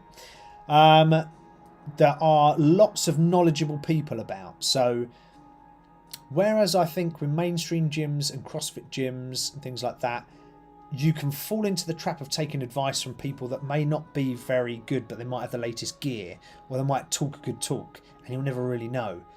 In a weightlifting gym, you know who's good at weightlifting because they're, generally speaking, got the most insane looking body going, you know, so you can talk to them for advice. And I would say they're really friendly. They're not as cliquey as like a CrossFit type gym. Super friendly, majority of people. There are the stuck-up few, then I would say that is an issue with weightlifting gyms. You do get a lot of stuck-up people that think their poop don't stink, so they cut around with their nose in the air. But you know, let's let them go. So it can be quite intimidating for beginners because there's a lot of specialist equipment there, or a lot of big weights, and people are sometimes scared to go into that environment to work out. So that could be a con for you. And then there's class-based gyms, and by class-based gyms, what I mean by these is not upper, middle, and lower. I mean like a Barry's Bootcamp type gym, where all it does is provides a class or a Soul Cycle or something like that. Like they don't have them Soul Cycles here, but they do have Barry's Bootcamps here. So all they are is gyms dedicated to this one class. That's it. They don't do anything else. They don't specialise in anything. It is they do specialise in one thing, and that is it, to provide that one class. It could be a I'm trying to think now. It could be a gymnastics class. You could say that is your gym class, class-based gym. It could be Barry's Bootcamp, could be anything like that. Something very specific. It's motivation from group fitness, which is really good. Generally speaking, those kind of class-based gyms are super friendly, super positive, super like motivational. They're very structured, and there's always like an end, middle, and beginning, middle, and end. And it's very sort of to the point, get to it, get going. It can be quite expensive. So let's use Barry's Bootcamp, for example. I used to do that I started about 10 years ago, Barry's Bootcamp, but actually it's quite expensive to do, so it might not be your cup of tea. But it is very good. And it might not be the thing you want to do if you just want to go and get your head down and work out. You might not want to be in that class environment. Barry's is slightly different because they have like the lights down low. It's kind of a trendy thing to have low lights. So you don't feel like you're being watched, but so you can feel like you can get a solo workout from it. But by solo workouts, I mean more the fact that you can go there at your own pace, do your own thing, whereas these classes are not so much. But anyway, there are our gym sort of environments. We went through mainstream gyms, home gyms, CrossFit gyms, hardcore weightlifting, and class-based gyms. Hopefully that gives you a little bit of overview what is out there in the world for you, and you can choose something and then go forward and achieve your fitness dreams. If anyone has any fitness questions at all, please do drop it in the comments, and let's talk about that. However, let's just move that back a bit. Let's carry on with our little painting. Let's get this little guy done a bit further, I think, because otherwise we'll be here all week. Right, what did I want to do next? Oh yeah, I was filling in that. Where's me geek goggles? Let's get them ready, because I do love these geek goggles. They are rather good. I look like an absolute twat wearing them, but they're outstanding. So let's just shake up that paint. We're just going to do what we're going to do now on our Dwarven Cleric. Is we're just going to add in some brown into the centre of the shoulder pads here, just to because we just put the gold in. So I just want to round it off and tidy it up a little bit.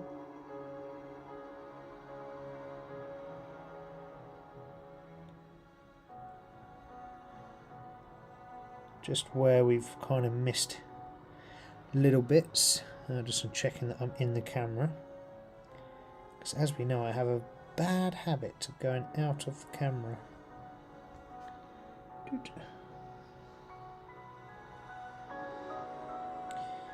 There we go.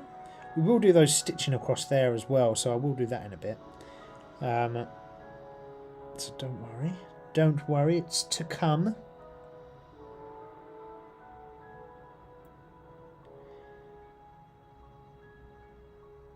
So what other retro games? We spoke about a few different retro games tonight. What other games tickle your fancy? I mentioned retro games because I found Bolt Gun, which is a retro style first-person shooter, much like Doom. but it's Warhammer based, and I absolutely loved it. Very, very good game. But if you could have a retro game to play tonight, what would it be and why? Stick it in the chat. Tell me what it is. I'd love to know. I would love to know.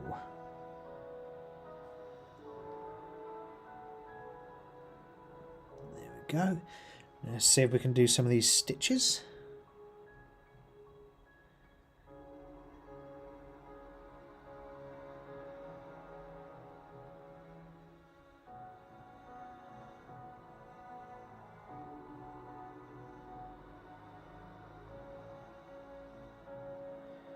Got to be very careful.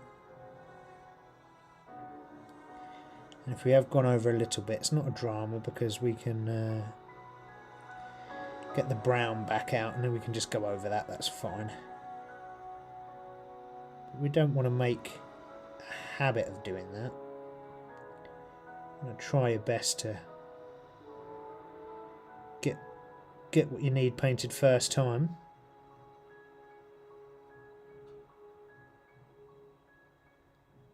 There we go. Nice. So we've got the little stitch marks done. Let's just tidy those stitch marks up. So where we went over just a little bit, we just tidy those up just by rounding it off. So just take your brown back out. Just tidy it up. There we go. There's that one done. If we go over this side, there we go.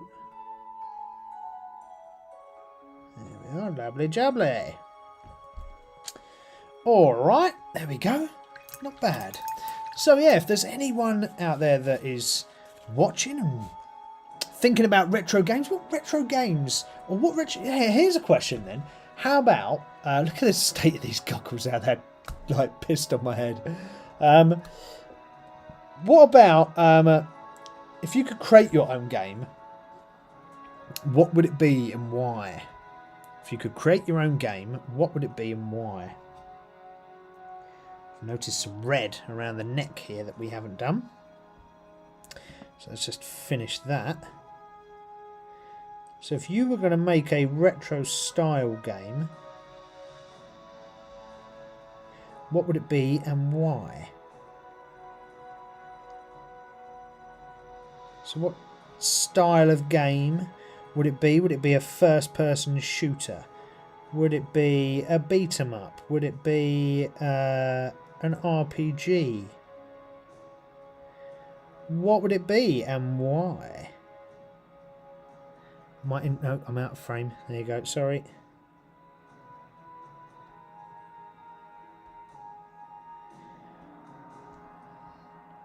Yeah, what would your game be and why? So, Butterfly Horse with a name like Butterfly Horse. Would it be a game about you being a horse catching butterflies? There you go. Pit Stop Penny with a name like Pit Stop Penny. Would yours be a game about car racing? And you're the crew, pit crew for the best car racers in the world, and your whole aim of your game is to become the fastest pit crew. Would that be your game?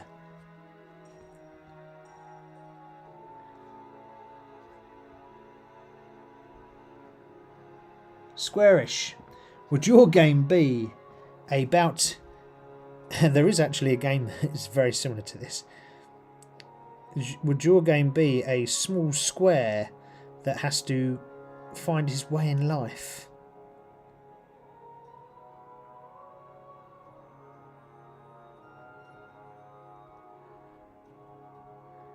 There we go, get his eyes in.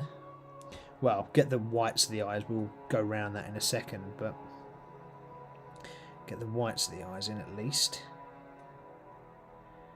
I want to keep the centre of the belt black, actually. I don't want to change it. I want to keep that black. Whoa. throwing him overboard. I think that in there is going to have to be a bit more of that. So underneath his arms is a bit of the sort of coat, so to speak, or the robe. So Optimus is saying, did you ever play Warhammer online? Which Warhammer game online are you talking about? Because there's been loads, Optimus. And I have played a few games in my time. So, yeah, quite possibly. Or was the game actually called just Warhammer Online? Again, that might well be what it's called. I'm completely missing it. Because there's loads of Warhammer games out.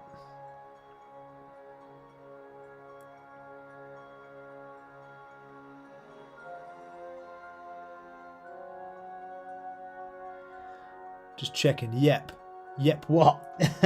Again, sometimes the chat comes up for me slower than what you're replying.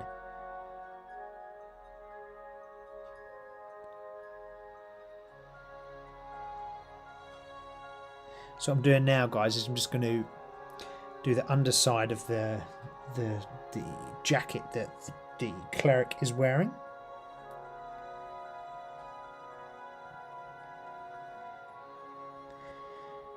Just so that's done.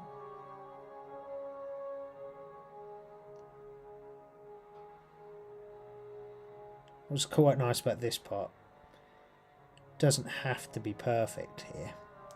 We can go through fairly quickly. There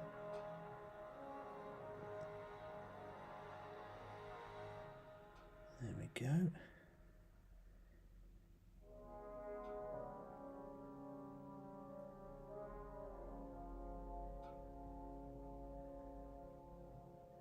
What's he saying? Yep, but he haven't replied yet. Optimus says to yep to what?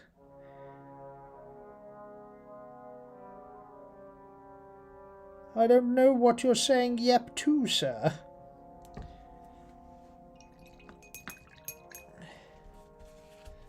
Let me check. Let me see. Is it called Warhammer Online? Is that what you mean? I think it might be what you mean. Warhammer Online. Age of Reckoning. Warhammer Online Age of Reckoning.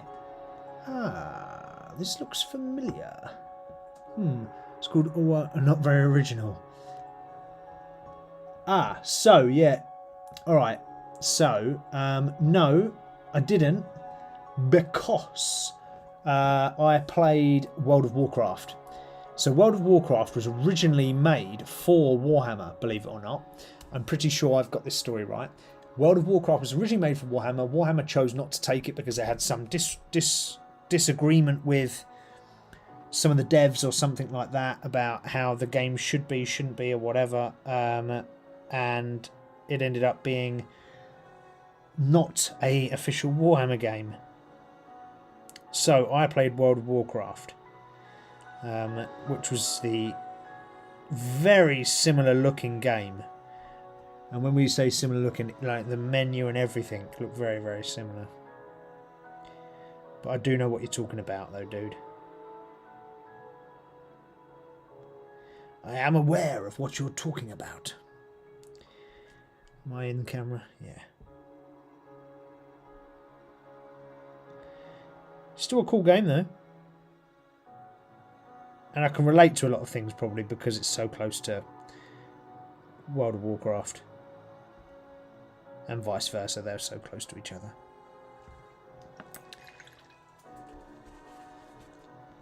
So I played World of Warcraft for quite a few years back in the day. Did like that game, it was very, very cool.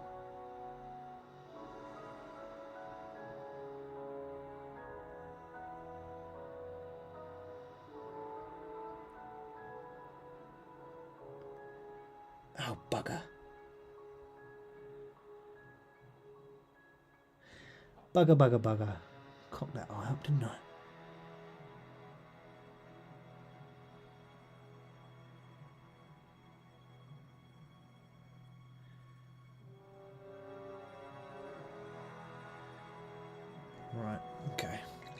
See if I can get away with that. I've completely forgotten my blooming skin tone now. I've got that skin tone now as well. Damn! Pretty sure it was something plus Gilliman's Flesh wash, that is. So the Gilliman's Flesh wash over the top of something. Was it Kislev Flesh? Perhaps? Oh, drat poo bum. Don't you just hate that when you forget how you painted something? Oh, bugger. Frickin' hell. How annoying. Oh, that's the thing as well. When you're sometimes painting stuff like this and you completely forget what you're doing and how. Oh, it's so annoying. Right, I'm going to have to... Right, I'm going to take a Space Marine here and do a test. Test on a Space Marine, please. Test on a Space Marine. So, I've just brought this Space Marine in here that's just sat to the side. And I've just painted his pistol holster. And we're going to have to test that in a minute and paint it. Oh no, I've just broken his aerials. He's got little aerials on his head, this guy. I did say I was going to paint some other things anyway, so whilst that's drying, before we mess up our dwarf, let's just paint some edges on some of these models that I've got to do. So here's a Terminator. I'm just going to stick some black around the edge. I like a black edge on the base of my models. I like it being black. So let's just whip that around. It just kind of tidies it up and set, I think, this is again my opinion, tidies it up, sets the model off. So I like a black edge on a model. Looks very cool. And it kind of separates the model itself from the board. Or, yeah, quite like it. I don't know why I like it. I don't know why I like black edge. I just do. I just like the black edge. All right, don't hate me. There we go. Black edge number 1. Let's do this guy. Black edge number 2. I bet you were Alliance. Yeah, I was, yeah. Of course I'm not a baddie. Come on. Although, so I do... That's just my kind of persona, really. I think I've spoken about it before, about how I play D&D even. If I play D&D, I like to be a character that helps people. So I don't think I'd ever be a warlock. I don't think I'd ever be a bad rogue. I'm generally a character that helps people. And I think that just reflects from my personality in real life. Rather than anything else. But these are a couple of Terminators that are going to be ready for a game, hopefully, coming up, look. Just quick and easy paint job, look. Nice. Got some more to paint over here, look. There you go. Some more to go. We'll get there with those. Let's carry on with these black rims. Yeah, so I was an Alliance. My character from World of Warcraft, I remember my character's name, and it was Eldermoss. Eldermoss, and he was a... was it? I can't remember if it was a wood elf or a night elf. I can't remember now because this. I'm going back a few years when I played World of Warcraft, and he was a druid though. Wood elf or night elf druid, and I got him up to about level 70 or something. And back then that was quite high. I don't know what the levels are now. It's probably like in the hundreds. Back then, I'd almost maxed out. I think you could only go to about 76 or 78. So I'd almost maxed out. Loved that game though. That was so cool. Back in the day, bit of World of Warcraft, loved that. It was a very cool game. Yeah. Yeah. Did you play then, Optimus? You're saying you played Warhammer Online, so I guess you played that and maybe Warcraft.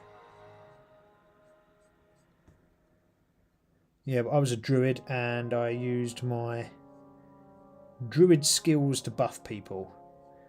Primarily it was actually healing I used to do. And then I'd do things like spells to hold up the enemy. So it might be a sort of, I can't remember what it was called, but it was like an entangling roots type thing to hold the enemy still in one place so that you could just let the tank of the group go in and smash them to hell. So yeah, that's what I used to do. I used to like that game. It was very good. Online games are really nice to be able to build a community and play with other people. I like them a lot. Like, really don't get that with retro games where you can play online and do that kind of thing. But you know, that's not the end of the world. Sometimes with retro games it's just nice because you can get in there, play it and get out. Whereas online games you are kind of beholden to the group you join or the people you play with or whatever. Because there's sort of, you have to participate in X amount of guild events or whatever. Guild is the group that you join.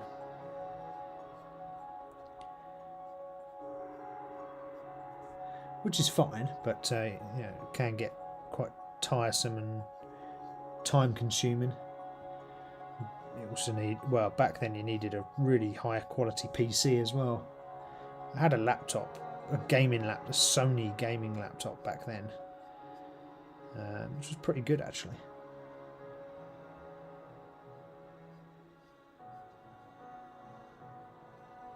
There we go.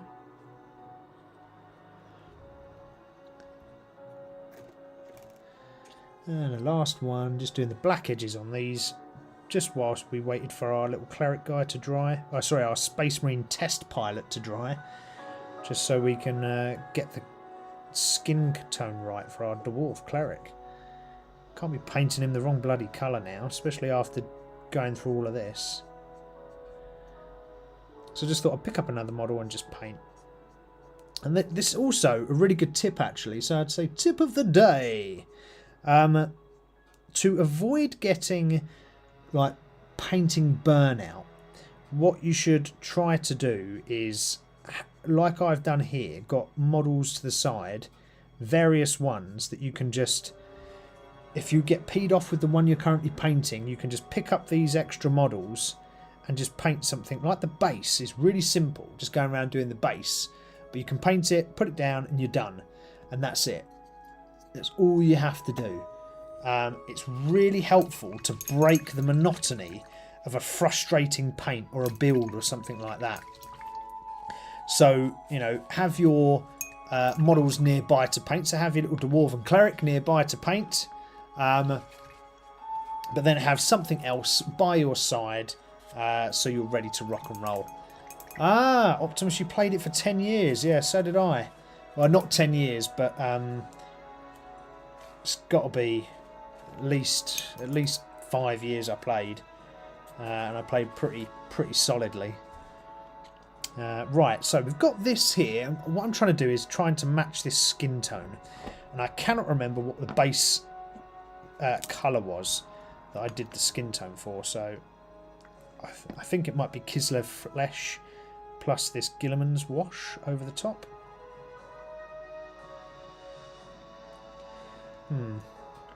Does that look right? No, I don't think that's right, is it? Because it's not dark enough underneath. Gosh, why did I do that? How did I paint that, guys? Oh my lord, I can't even bloody remember.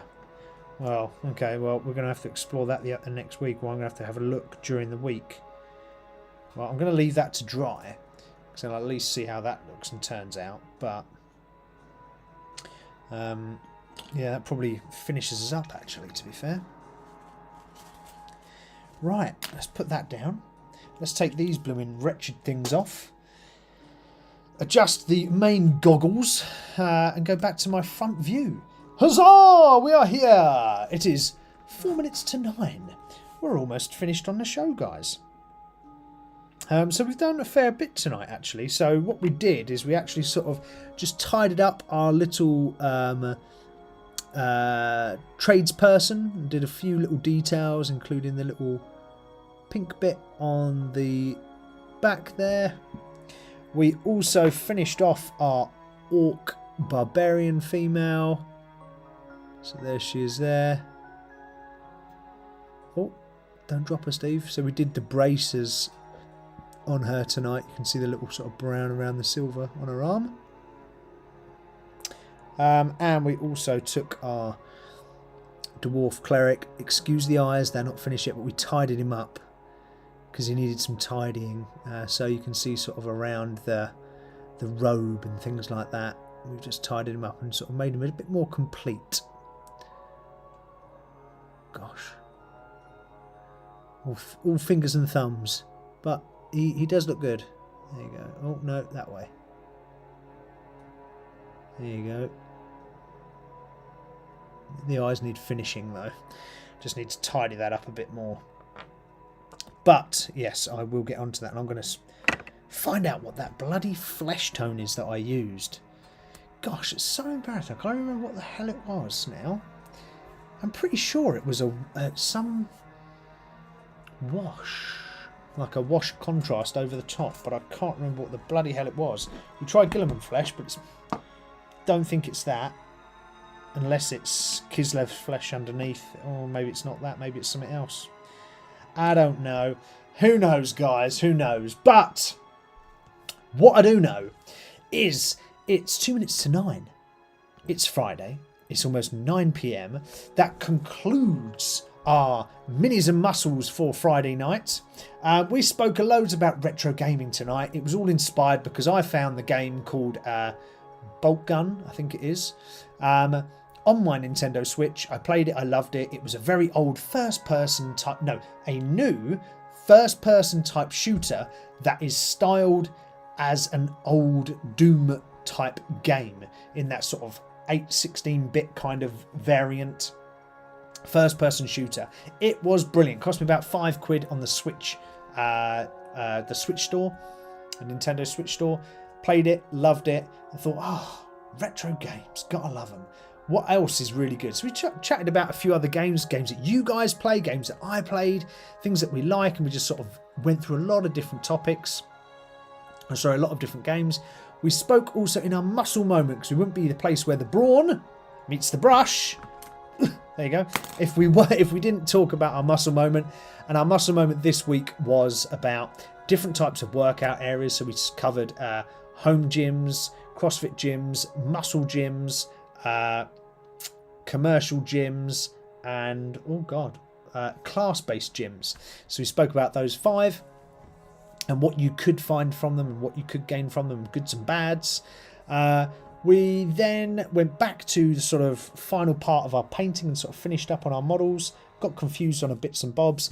Did a couple of sort of paints around the edges of these bad boys, just so I can do a little bit of that whilst we're waiting for another paint to dry. But yeah, that was it. That was the show. Hopefully you guys had a good time. Fingers crossed you enjoyed it. If you did, please do like the video once it's published. Please do make sure you're subscribing. Please do tell all your friends about it. Let's try and get us up past the 110 marks. We're currently on 110 subscribers. Let's try and get ourselves upwards. So yes, please do pass on the details of this show to other people so they can get in contact. They can join the community group. If you haven't joined the Discord channel, you can find the link to that in the info to this YouTube page. Go to the YouTube page, find the link tree link, go through the Discord. You can join the Discord and have a little chat in Discord with everybody, including me. Aside from that, thank you. As ever, I don't do this for the money. I do it for the fun, because it's cool, because it's something that I love to do. Painting, chatting crap, chatting geek. Oh, I forgot to... did I mention? I think I did mention about my Pokemon today, and that I'm only a couple of cards away now, 2 cards away from finishing the set. Oh well, if not, we'll cover that next week. Anyway, absolutely love every single one of you. Take it easy, have a good Friday, enjoy your weekend, geek out, enjoy it, and I will see every single one of you very soon, next Friday at 7 PM UK time. Take it easy, everybody. Ta-ra, bye-bye. Minis-N-Muscles, we're heroes rise. The dying world's still body skies. Crushing head with power we fight. Strength that brings you light in the night. Where the brawn meets the brawn. The story's told in this land of imagination mode. With every stroke, adventures unfold. Minis-N-Muscles, heart and soul.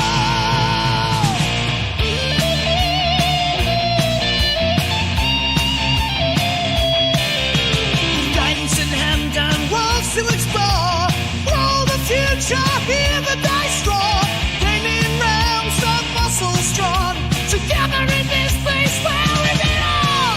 Golden spells, casting dreams until the dawn, leveling up and the world to follow. With painted heroes shining bright, venturing on